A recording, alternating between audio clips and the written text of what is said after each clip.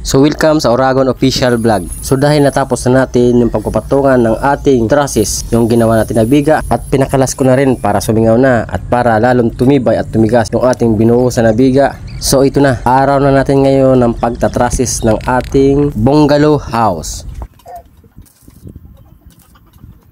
So syempre shout out sa mga nagsusuporta sa atin at naniniwala sa ating pagpapakita ng mga kunting nalalaman sa construction. At syempre shout out rin sa mga basher natin na mga galing na wala naman napapatunayan sa sarili kundi mag-bash. Pagpatuloy nyo lang yan, malayo pa ang inyong mararating.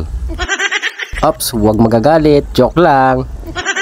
So ito nga, wag natin patagalin. Nag-order para ako dyan ng 8 tubular na 2x3 at Parlina na 3x6 na 12 piraso. So syempre kasama na yung rod at yung angle bar para sa magiging stopper natin. Kung napapansin nyo, nagdudugtong tayo ng mga tubular, ginagrinder natin at wini-welding. So dahil yan sa 8 pirasong in-order natin na tubular. Dahil ang sukat ng ating tatrasisan 370. Ang haba, syempre may matitira pang 230 cm.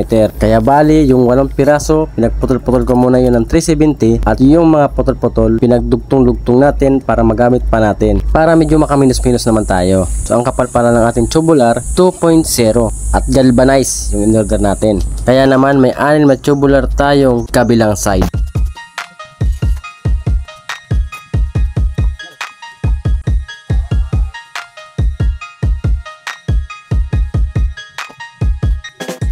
So yung magiging bulada para natin dyan, ginawa kong 70 dahil sa pababa naman siya, tarik na tarik naman dahil yung taas ng ating kempos na biga kung tawagin 150 cm. So ipapatong natin yung ating tubular kaya magiging 165 cm dahil magkakaroon pa tayo dyan ng tinatawag natin nakasaw para sa ating magiging pagtatalian ng ating anahaw. So kaya pala ginamit natin dyan tubular dahil para malinis at hindi na gaano pang maraming brace-brace, kumbaga larguan na lang. Kaya panoorin nyo mga Oragon itong lahat ng ina-upload kong video dahil mapapanood nyo ang katatapusan ng ating bahay na ginagawa. Talagang napakalinis mga Oragon. Ako na mismo nagsasabi sa inyo, napakalinis. Kaya sa mga basher na dyan, manood kayo pag matapos to dahil makikita nyo kung anong kalalabasan ng aming ginagawa ngayon dito ang bahay. Kasi hindi naman sa atin ito ipapagawa ng may-ari kung walang tiwala dahil malaking gastos ang uubusin nito. Kumbaga malaking pera ang uubusin nito kaya wag muna kayo magbabash dahil kaya ako ang pinagawa ng may-ari nito dahil may tiwala sila at alam nila kung anong kapasidad ng ating ginagawa. So dahil pera ang binibitawan nila dito, pagod at pawis ang binibitawan nila dito para mabuo lang yung bahay. Kaya sa mga basher dyan, manood kayo hanggang matapos para may matutunan kayo at hindi puro pamabas ang inyong nalalaman.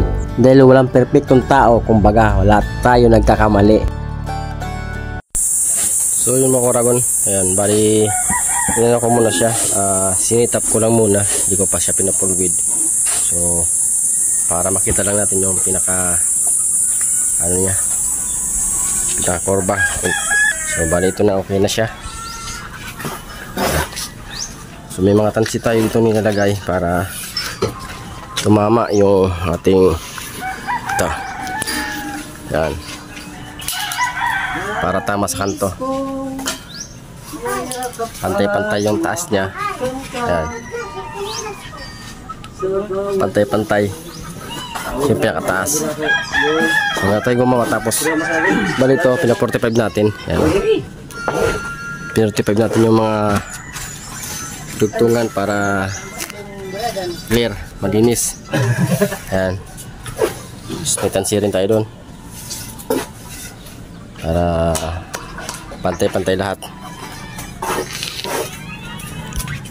So bali ang taas nito galing niya sa taas na yan, tapos pababa nasa 165 na yung taas, pinakataas niya galing dito sa ano to 165. So 152 nakapatong dito ito. So ito na nga, dahil na-sit up na natin, nakita na natin yung tamang sukat at tamang level. So ito na, pupulwidin na natin at lahat ng mga bakal na naka-ausli dyan sa taas, sa tapat ng ating 2x3 na tubular, ikakalab na natin yan para kumapit na ng gusto at tumibay na. So bali ipupulwid natin yan ng maayos para malinis at para mas lalong tumibay. So tulad ng inyong nakikita, so hindi lang basta welding, pag kumapit okay na. So ginagawa natin dyan, pinupulwid talaga natin para walang kalasan siya. Kumbaga karon man ng masamang panahon, di matatanggal yung ating mga winilding na tubular tubular na 2x3. Lahat ng natapatan ng ating mga bakal, wini-weld natin ng maayos para matibay na matibay, talagang solid at walang kalasan dahil malinis yan mga Koragon, malinis yan pag natapos. At dito nyo lang masubaybayan kung paano tayo gumawa ng bubong or trusses with anahaw. Panoorin nyo mga Koragon kung paano natin isi-set up lahat ng ating gagawin dito sa ating project. Panoorin nyo hanggang matapos dahil marami kayong matututunan at marami kayong malalaman kung paano natin to ginawa.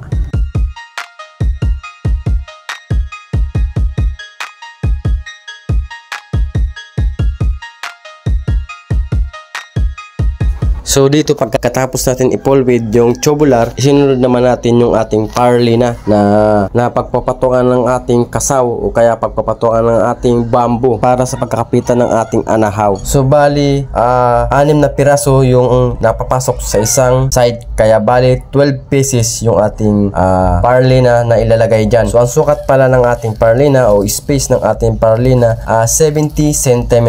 So ibig sabihin napakakitid niyan mga Koragon, napakakitid para sa ating magiging kasaw ng ating anahaw. So ibig sabihin napakatibay niya mga Koragon dahil yan ginawa natin yan para lang sa pagpapatungan ng ating yero. So ibig sabihin double yung tibay nito dahil bukod sa makitid na dahil 70 cm rin yung ating space, papatungan pa natin ng kasaw. So napakatibay na mga Koragon, sobrang tibay na nito. Insan.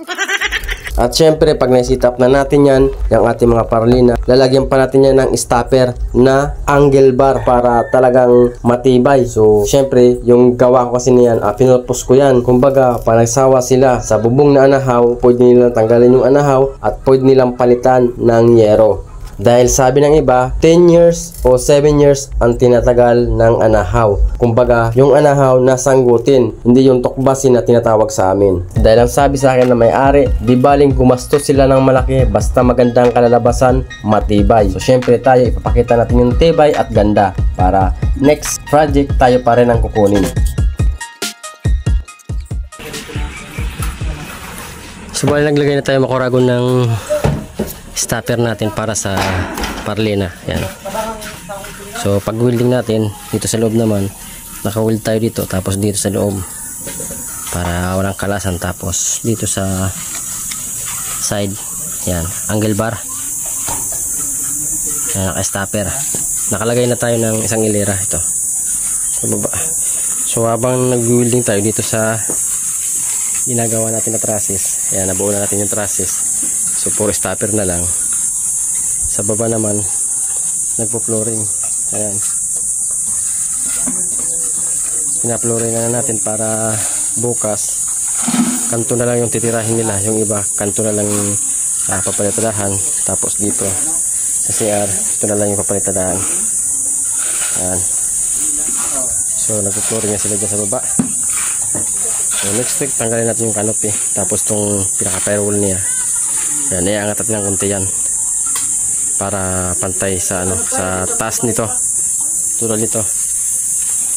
So dito dapat, kung dapat mga tayo dito mga ganyan, siguro mga 20 cm, puro parehas dapat yan pababa.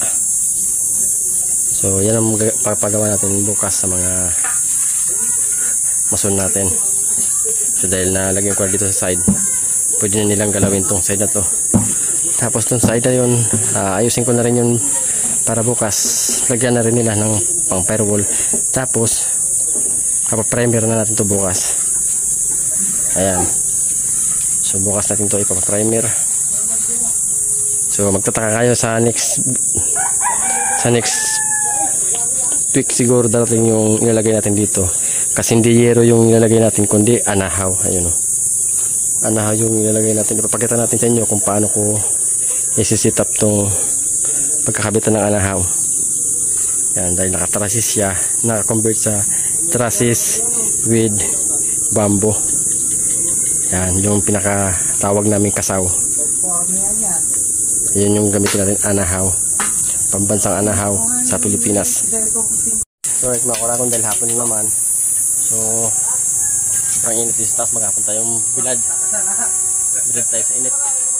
Kaya ayan, tayo nga naman, bukas naman tayo mag-umpisa. Okay, yan. Okay na yung trusses natin dyan.